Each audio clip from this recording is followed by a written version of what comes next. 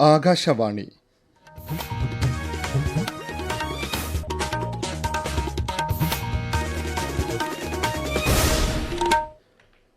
നമസ്കാരം. പ്രാദേശിക വാർത്തകൾ വായിക്കുന്നത് സയ്യിദ് അലി ശിഹാബ് തങ്ങൾ. പ്രധാന വാർത്തകൾ. ഒരു രാജ്യം ഒരു തിരഞ്ഞെടുപ്പുമായി ബന്ധപ്പെട്ട ബില്ലുകൾ സംയുക്ത പാർലമെന്ററി കമ്മിറ്റിക്ക് ഗവൺമെന്റ് ഇന്ന് കൈമാറും. മുംബൈയിൽ വിനോദസഞ്ചാരികളുമായി പുറപ്പെട്ട യാത്രാ ബോട്ടും നാവികസേനയുടെ സ്പീഡ് ബോട്ടും കൂട്ടിയിടിച്ച് 13 പേർ മരിച്ചു. സംസ്ഥാനത്തെ നിക്ഷേപ സൌഹൃദമാക്കുന്നതിന് അടുത്ത വർഷം ഫെബ്രുവരിയിൽ കേരള ഗ്ലോബൽ സമ്മിറ്റ് സംഘടിപ്പിക്കുമെന്ന് മന്ത്രി പി രാജീവ്. ചിത്രപ്പകിട്ടുമായി കേരള രാജ്യാന്തര ചലച്ചിത്രമേള 7ാം ദിനത്തിലേക്ക്. ഇന്ത്യ വെസ്റ്റ് ഇൻഡീസ് വനിതാ ട്വന്റി പരമ്പരയിലെ മൂന്നാമത്തെയും അവസാനത്തെയും മത്സരം ഇന്ന് നവി മുംബൈയിലെ DY പാട്ടീൽ സ്പോർട്സ് അക്കാദമിയിൽ നടക്കും. വാർത്തകൾ വിശദമായി. ഒരു രാജ്യം ഒരു തിരഞ്ഞെടുപ്പുമായി ബന്ധപ്പെട്ട ബില്ലുകൾ സംയുക്ത പാർലമെന്ററി കമ്മിറ്റിക്ക് ഗവൺമെന്റ് ഇന്ന് കൈമാറും. BJP നേതാക്കളായ PP ചൌധരി, അനുരാഗ് സിംഗ് താക്കൂർ, പർഷത്വം ഭായ് രൂപാല, കോൺഗ്രസ് നേതാക്കളായ പ്രിയങ്ക ഗാന്ധി, മനീഷ് തിവാരി, TMCയുടെ കല്യാൺ ബാനർജി, NCPയുടെ സുപ്രിയ സുലെ ഉൾപ്പെടെ 21 ലോക്സഭാംഗങ്ങളും 10 രാജ്യസഭാംഗങ്ങളുമാണ് നിർദ്ദിഷ്ട JPC കമ്മിറ്റിയിലെ അംഗങ്ങൾ.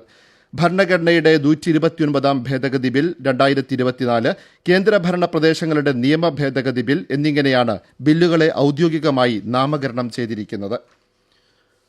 വഖഫ് ഭേദഗതി ബില്ല് സംബന്ധിച്ച സംയുക്ത പാർലമെന്ററി സമിതി ന്യൂഡൽഹിയിൽ യോഗം ചേർന്നു. ബില്ലിനെക്കുറിച്ച് ഓൾ ഇന്ത്യ ഷിയ പേഴ്സണൽ ലോ ബോർഡിന്റെ അഭിപ്രായങ്ങളും നിർദ്ദേശങ്ങളും സമിതി പരിഗണിച്ചതായി അധ്യക്ഷൻ ജഗദാംബിക പാൽ MP മാധ്യമങ്ങളോട് പറഞ്ഞു.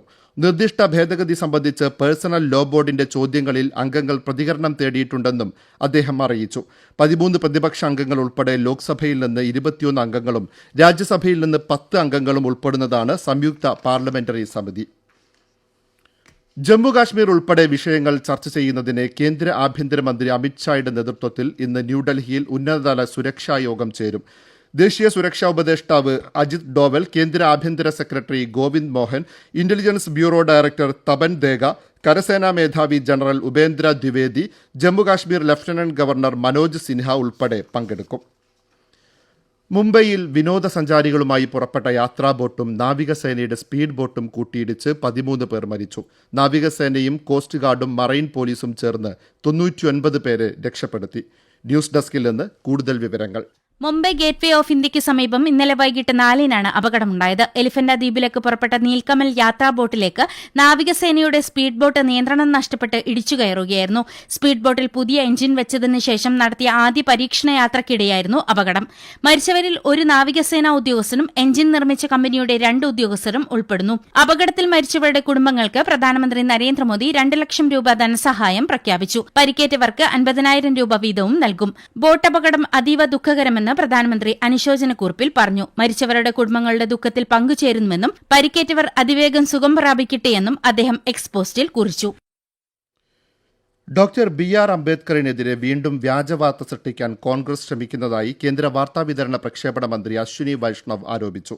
40 വർഷം ഡോക്ടർ അംബേദ്കറിനെ ഭാരതരത്ന നിഷേധിച്ച കോൺഗ്രസ് പാർലമെന്റിന്റെ സെൻട്രൽ ഹാളിൽ അംബേദ്കറെ ആദരിച്ചില്ലെന്നും സാമൂഹിക മാധ്യമ പോസ്റ്റിൽ അശ്വിനി വൈഷ്ണവ് പറഞ്ഞു. കോൺഗ്രസ് ഭരണകാലത്ത് പിന്നാക്ക വിഭാഗങ്ങളെ സംരക്ഷിക്കുന്നതിനോ ശാക്തീകരിക്കുന്നതിനോ കാര്യമായ ശ്രമങ്ങളൊന്നും നടത്തിയില്ലെന്നും അശ്വിനി വൈഷ്ണവ് അഭിപ്രായപ്പെട്ടു.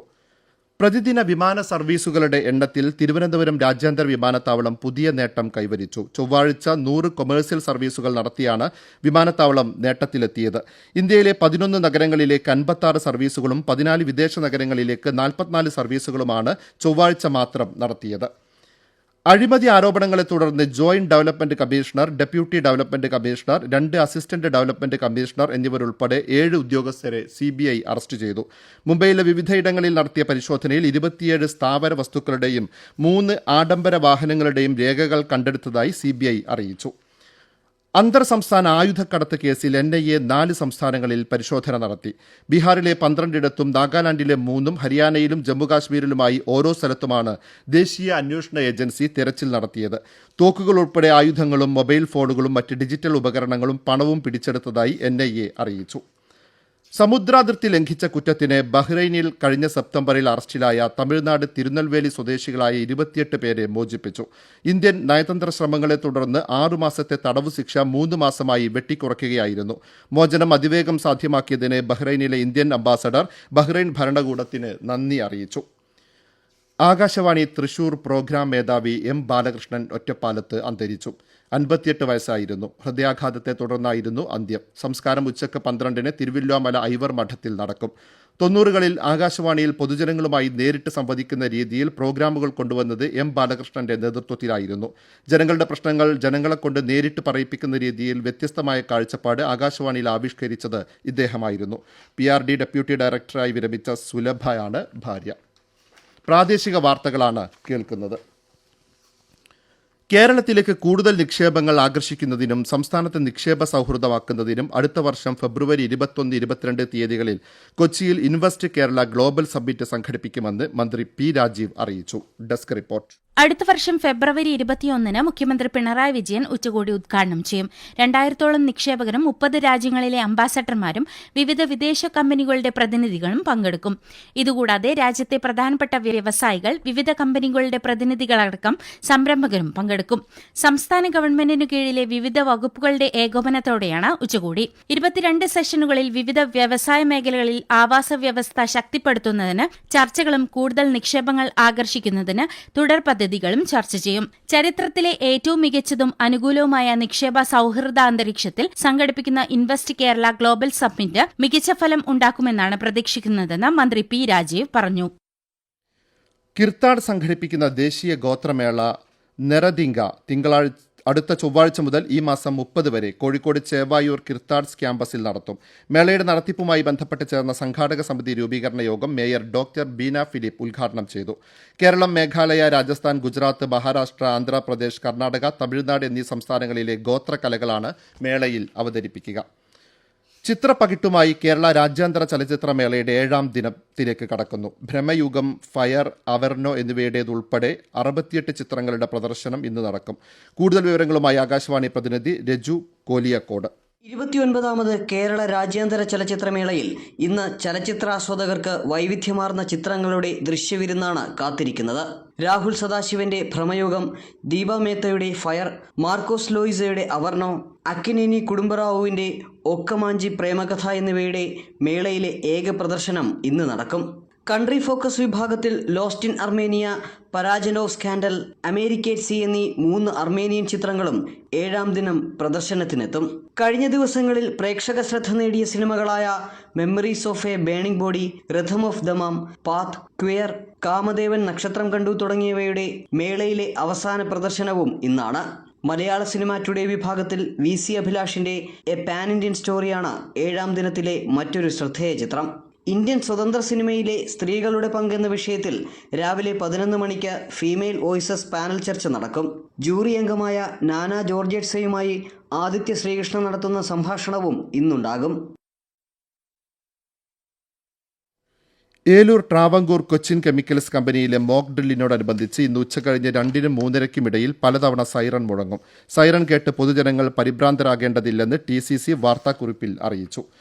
ഇന്ത്യ വെസ്റ്റ് ഇൻഡീസ് വനിതാ 2020 പരമ്പരയിലെ 3ാമത്തെയും അവസാനത്തെയും മത്സരം ഇന്ന് നവി മുംബൈയിലെ DY പാട്ടീൽ സ്പോർട്സ് അക്കാദമിയിൽ നടക്കും. രാത്രി 7-നാണ് മത്സരം. ഹൈദരാബാദിൽ 78ാമത് സന്തോഷ് ട്രോഫി സീനിയർ ദേശീയ ഫുട്ബോൾ ചാമ്പ്യൻഷിപ്പിൽ രാജസ്ഥാനെ മറുപടിയില്ലാത്ത 2 ഗോളിന് തോൽപ്പിച്ച് പശ്ചിമബംഗാൾ ക്വാർട്ടർ ഫൈനലിൽ കടന്നു. ഡക്കാൻ അറീനയിൽ ഗ്രൂപ്പ് എയിലെ മറ്റൊരു മത്സരത്തിൽ മണിപ്പൂരിനെ ജമ്മു കാശ്മീർ 1-1 സമനിലയിൽ തളച്ചു. ഈ മാസം 27 മുതൽ 29 വരെ നടത്തുന്ന ബേപ്പൂർ ഇന്റർനാഷണൽ വാട്ടർ ഫെസ്റ്റിന്റെ ഭാഗമായി കോഴിക്കോട് കടപ്പുറത്ത് സംഘടിപ്പിച്ച റഗ്ബി മത്സരത്തിൽ പുരുഷ വിഭാഗത്തിൽ ചക്കാലക്കൽ HSS അക്കാദമി ജേതാക്കളായി. പുതുപ്പാടി സ്പോർട്സ് അക്കാദമിക്കാണ് 2ാം സ്ഥാനം. ക്രിസ്തുമസ് ന്യൂ ഇയർ സ്പെഷ്യൽ ഡ്രൈവിനോടനുബന്ധിച്ച് കാസർകോട് മഞ്ചേശ്വരം ചെക്ക് പോസ്റ്റിൽ എക്സൈസ് സംഘത്തിന്റെ പരിശോധനയിൽ രേഖകളില്ലാതെ കടത്തിയ 6,80,600 രൂപ പിടിച്ചെടുത്തു. സ്വകാര്യ ബസ്സിൽ നിന്നാണ് പണം പിടികൂടിയത്. പണം കടത്തിയ മണി പ്രശാന്ത് എന്നയാളെ പോലീസ് അറസ്റ്റ് ചെയ്തു. പ്രധാന വാർത്തകൾ വീണ്ടും. ഒരു രാജ്യം ഒരു തിരഞ്ഞെടുപ്പുമായി ബന്ധപ്പെട്ട ബില്ലുകൾ സംയുക്ത പാർലമെന്ററി കമ്മിറ്റിക്ക് ഗവൺമെന്റ് ഇന്ന് കൈമാറും. മുംബൈയിൽ വിനോദസഞ്ചാരികളുമായി പുറപ്പെട്ട യാത്രാ ബോട്ടും നാവികസേനയുടെ സ്പീഡ് ബോട്ടും കൂട്ടിയിടിച്ച് 13 പേർ മരിച്ചു. സംസ്ഥാനത്തെ നിക്ഷേപ സൌഹൃദമാക്കുന്നതിന് അടുത്ത വർഷം ഫെബ്രുവരിയിൽ കേരള ഗ്ലോബൽ സമ്മിറ്റ് സംഘടിപ്പിക്കുമെന്ന് മന്ത്രി പി രാജീവ്. ചിത്രപ്പകിട്ടുമായി കേരള രാജ്യാന്തര ചലച്ചിത്രമേള 7ാം ദിനത്തിലേക്ക്. ഇന്ത്യ വെസ്റ്റ് ഇൻഡീസ് വനിതാ 2020 പരമ്പരയിലെ മൂന്നാമത്തെയും അവസാനത്തെയും മത്സരം ഇന്ന് നവി മുംബൈയിൽ. പ്രാദേശിക വാർത്തകൾ കഴിഞ്ഞു.